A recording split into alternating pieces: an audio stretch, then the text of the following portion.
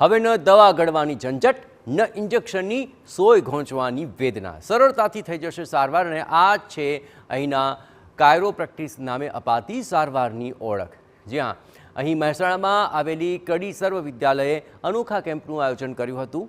ગરદન, પીઠ, કમર, હાથ કે પગમાં જણજણાટીની તકલીફ ધરાવતા અહીંના 2200 જેટલા ઉત્તર ગુજરાતના દર્દીઓએ સારવારનો લાભ લીધો. અમેરિકાના વેસ્ટ સાન ફ્રાન્સિસ્કોની લાઈફ કાયરોપ્રેક્ટિસ કોલેજ વેસ્ટના 11 જેટલા અમેરિકી કાયરોપ્રેક્ટર ડૉક્ટરની ટીમે દર્દીઓની સારવાર કરી.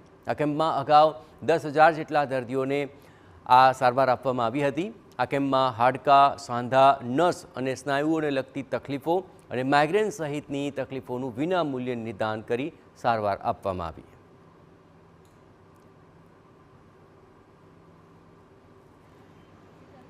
This experience coming to India and providing chiropractic care has been very life-changing for me.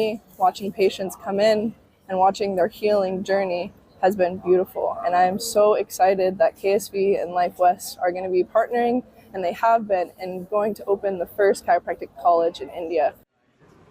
તો ભારતમાં હાલ કાયરોપ્રેક્ટિકના અભ્યાસ માટે કોઈ જ કોલેજ ન હોવાથી દેશના તેમના તજજ્ઞોની સંખ્યા ખૂબ જ ઓછી છે. આગામી સમયમાં કડી સર્વ વિદ્યાલયના કેમ્પસમાં આ કાયરોપ્રેક્ટિકનો અભ્યાસક્રમ શરૂ કરવા માટે પ્રયત્નો હાથ ધરાયા છે. શું આપને કમર, પીઠ, ગરદનનો દુખાવો છે અને આના માટે દવા લેવી પડે છે, ઇન્જેક્શન લેવું પડે છે, પરંતુ દવા અને ઇન્જેક્શન વગર જો એની સારવાર કરાવી હોય તો એ ભારતમાં શક્ય નથી.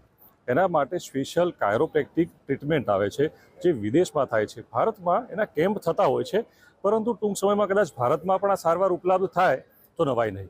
સમગ્ર જે આ ટ્રીટમેન્ટ છે, સારવાર છે બાબતે કડી એસવી કેમ્પસના પ્રેસિડેન્ટ સાથે વાત કરીશું, વલ્લભભાઈ પટેલ સાથે. કેવા પ્રકારનો આ કેમ્પ રખાયો છે, વિદેશથી ડૉક્ટરો કેટલા બોલાવવામાં આવે છે અને શું છે આ કાયરોપ્રેક્ટિક? કાયરોપ્રેક્ટિક ટ્રીટમેન્ટ એક નોન મેડિસિનલ ટ્રીટમેન્ટ છે. સામાન્ય રીતે આપણે બધા જ જાણીએ છીએ કે નાની ઉંમરની અંદર કેટલાક વ્યક્તિઓને અથવા તો કોઈ સ્પોર્ટ્સમેન હોય અથવા તો જેમ જેમ ઉંમર વધતી જતી હોય એમ સ્વાભાવિક રીતે ગરદનના, મણકાના, કમરના, ઢીંચણના દુખાવાઓ વધારે પડતા થતા હોય છે. ખાસ કરીને ગુજરાત અને ઉત્તર ગુજરાતની અંદર વર્ષોથી જેમ આપણે જાણીએ છીએ એમ ફ્લોરાઇડયુક્ત પાણીના લીધે થઈને આ પ્રકારના દુખાવા આ બાજુના વિસ્તારના લોકોની અંદર તો ખાસ વધારે જોવા મળતા જ હોય છે.